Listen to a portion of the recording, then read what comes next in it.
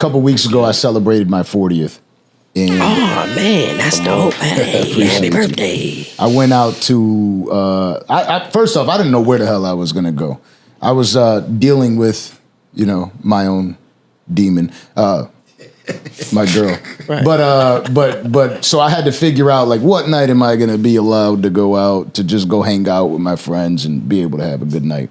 I ended up going to Live. It was Young Thug's birthday party. Oh, wow. I met Prince. I had no idea that Prince knew Orlando Brown. Oh man, he's the Prince of Miami. Prince of South Beach. Prince of South Beach. Yeah. It's the man there. He's a talented brother, man.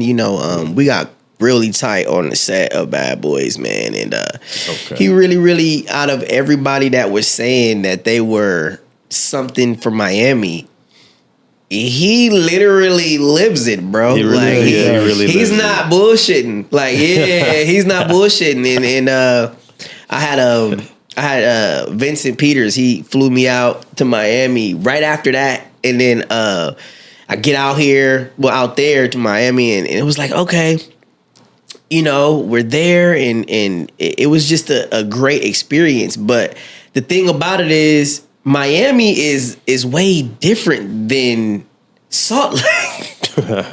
It's not. I was like, okay, but from what I understand, it's like still right down the street, and shit. It's like, so yeah, man, it's a blessing, man. Yeah, Prince is he's definitely a great person, man. I look at him as like a big bro. Because a lot of the situation with what was going on over there at Bad Boys, man, it was like, in the houses that we were going to, it was like, people were just sticking their chests out, bro, and not really being who they really are, trying to get that camera time. You feel me? And then don't come stand next to me or Raz trying to get your motherfucking camera time, because you're going to get your head knocked the off. That's what it was. And it was like, they knew that shit wasn't for us. Don't come over here with that shit. So when they flipped it and it was me and Raz, Prince and Jonathan was the only people like, well, what the is going on? This is some weird ass shit. Prince was the one that went and got Jonathan when Raz was in my face. And I was like, what the is going on with that whole shit? He had a lot of hands on with what was going on, man, with everything. Not more than Jonathan, but definitely had a lot to do with who was getting their ass beat and who wasn't getting their ass beat. And it's funny because the way I find this out, right? I'm sitting there. I had a conversation with Orlando Brown, and I was actually talking to Prince as well, because we're gonna have him up here. And I go, I was talking to my employee Nisha, and Nisha's like, "You don't remember when Orlando was cussing them out in the limo?" I said, "No, I don't. I didn't watch. I didn't watch the show." And she was like, "What? Hold on a second." And she pulls up the video, and he's like, he's screaming something. He's like, "With your perm? I ain't gonna have no man with no perm talking shit to me." Man, yeah, that was no, that wasn't Prince. That was Big Banger. This nigga, yeah, man, Big Banger. Yeah, he had that dry perm at the time, man. It was kind of it was dry, man. I was trying to get him to do the Black Elvis. I guess they was trying to do the Black Elvis with the tips. And it just didn't curl. But he's a good dude, man. I love him. We did a song together, actually, Big Banger. Shout out to Big Banger, man. So, what I wanted to do initially in the first podcast, but I did ask you, I said, do you want to bring Charleston White up here? You said, yeah. And then that kind of diverted from the original conversation that I planned. That was definitely, you asked me. It wasn't like, I was bombarded or whatever. It was definitely, it was asked. And we thought it was going to be a great idea. Right.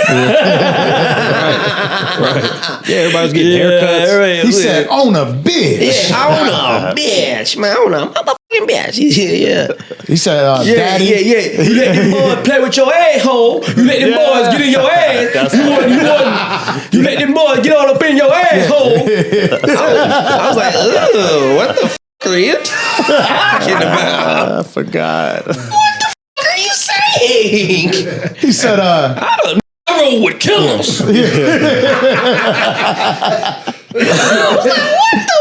Said, Which when they were trying to you, did you fight? Yeah, when they were trying Which eye rolls with killers? Nigga?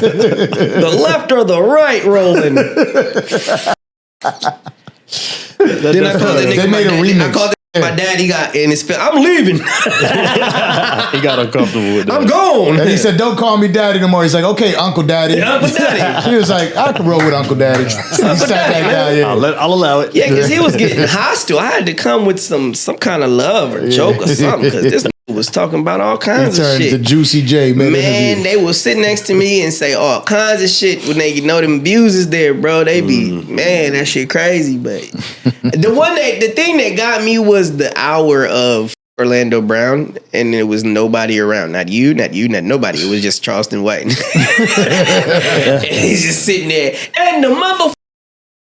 I'm like, damn. What the fuck He's good at his imitation. What did I do to this man? You called him Daddy. Yeah, Uncle Daddy, man. You my dad, man. Daddy. Shout out Charleston White. Shout out that hairline. It's just. Did he fix it? He did. He fixed it. it. Oh, he looks like Pac right now. Man, I just, shout out to Tunk, man. Shout out C-Dub. Shout out to Unk, man. That's hilarious because I didn't think you remember none of that shit. Yeah, I remember both of you. I was the happy to episode- see him, man. I was happy to see him. We chopped it up and was rejoicing and shit. And whatever he passed me, it was a wrap. What has the dope man gave me? Where'd this come from? Yeah, because they smoked out Told front. us not to smoke with like you. Are you Martin Lawrence? So getting into it, right? My idea for every conversation is to start from the top. When Orlando Brown is discussed in general, every time I bring up Orlando, we're going to have Orlando Brown on the platform. It's like, what happened to him as a child, right? It's constantly the conversation, and I feel like people are just constantly wrong, and they're just saying things just to say them, or they heard somebody else say something, or they heard you joking around on a podcast, which you do joke around a lot, so people get things confused.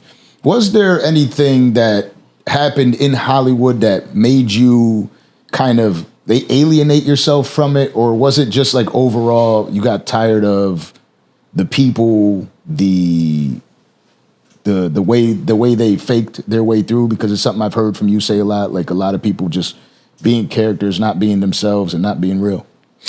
If you was getting your asshole blown out to have your own show, would you want me to come around if I wasn't doing the same?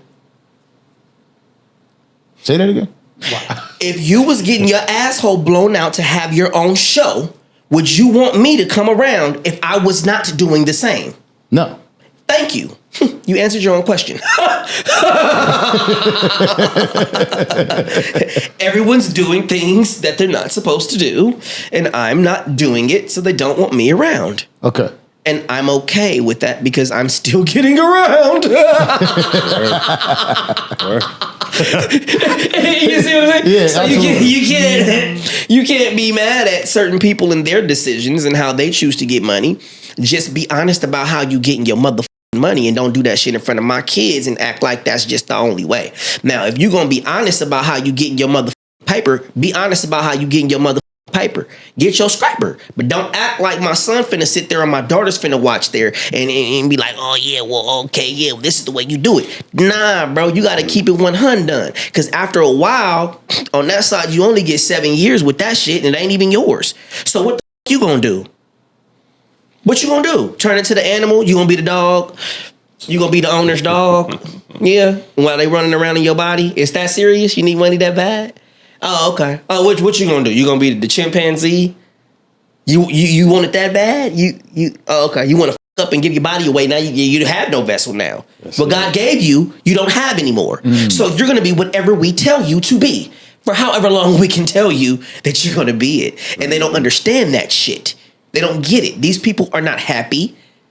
They're happy for the time being when they call action. Yeah. They're happy for the time being. But when they go home, are they in a cage or are they in the bed? They're definitely in a cage. You understand what I'm saying? Absolutely. The only reason why someone would not want someone around is because they're not indulging in the same things that they're indulging in. If I'm not letting you around, it's because you're not eating at my table the way I'm eating. And see, if you come around, you're going to judge me. And 9 times out of 10, you remember everything because you were a child.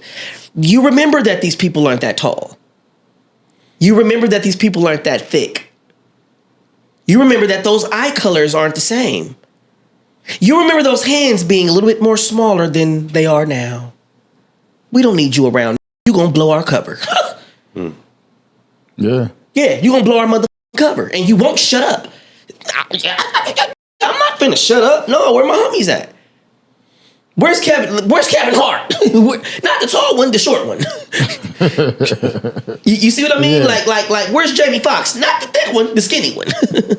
Before the accident and all the tumor or whatever the happened, whatever. You know, it's right in front of our face. Where's Kanye? The short one, the skinny one. They used to wear the polos. Who is this with all this shit going on? You know, it's just, you know, you got to look at the dynamic of what's going on in front of us and what we're able to tolerate. It's ridiculous what we're tolerating. You're looking at this shit right in front of your face and you're tolerating it. And if all of us stand together, it has to stop. If all of us act like we see what the is in front of us, it'll stop. But nobody cares because they love the song. They love the movie. Oh, that's really them. Oh my God. Why so much security? Back in the day when we was in the real Hollywood, when I was living in the real Hollywood, no way, it wasn't all of that. We didn't need all them security and shit. You see John Travolta, you see John Travolta. You know, you go to New York, you see Jim Carrey on the train, Jim Carrey on the train. That's the real Hollywood. Like, we don't need all of that. But when you walking around with 7 and 8 bodyguards, whose kids did you kidnap? Whose wife are you? Why we can't get close as a people to your motherfucking ass? What you doing that you ain't supposed to be doing? While you getting all this praise and shit.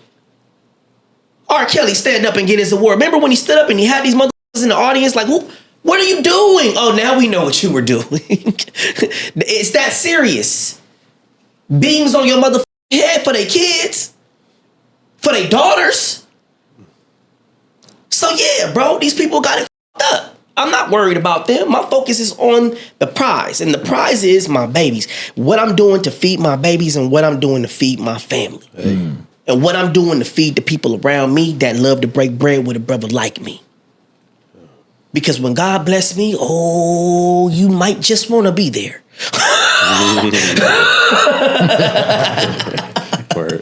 Yeah. Do you have any plans for production that maybe it's you or your own team doing your own production? I've been writing some movies. I got a couple movies in the can written. Got a couple shows, couple reality shows for some other people written.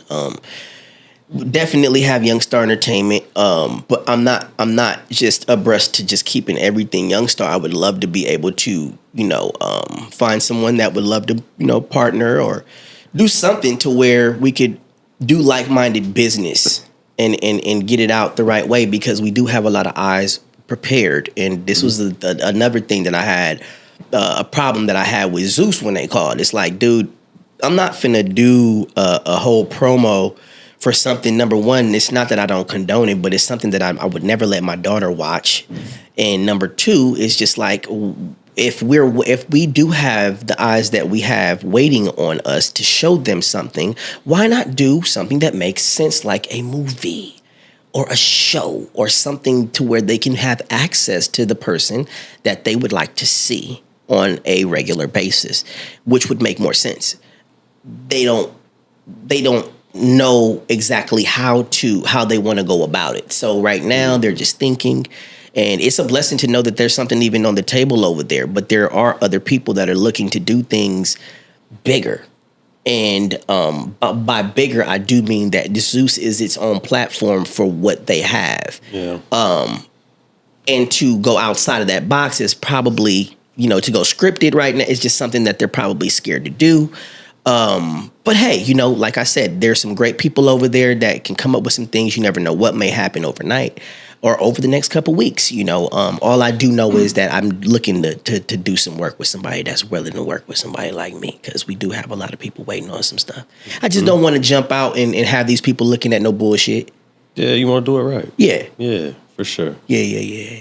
Anything that you touch, especially this far in the game, as far as you've come, you want it to be Gotta quality, be right. memorable, something that people are going to actually resonate with. Yes, sir. Yeah, that makes sense. Yes, sir. And not only the acting, but the music, which obviously you're very talented. Thank you. I appreciate it.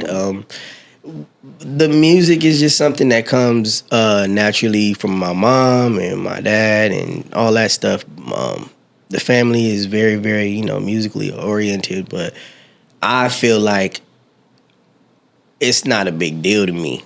Like, if something happens, then it happens, because a lot of people have went through hell, literally, to have $1 million deals. Yeah. Like, I could cry right now, bro. Like, that kind of shit. Whoa, bro. God damn. Here we go. Shit.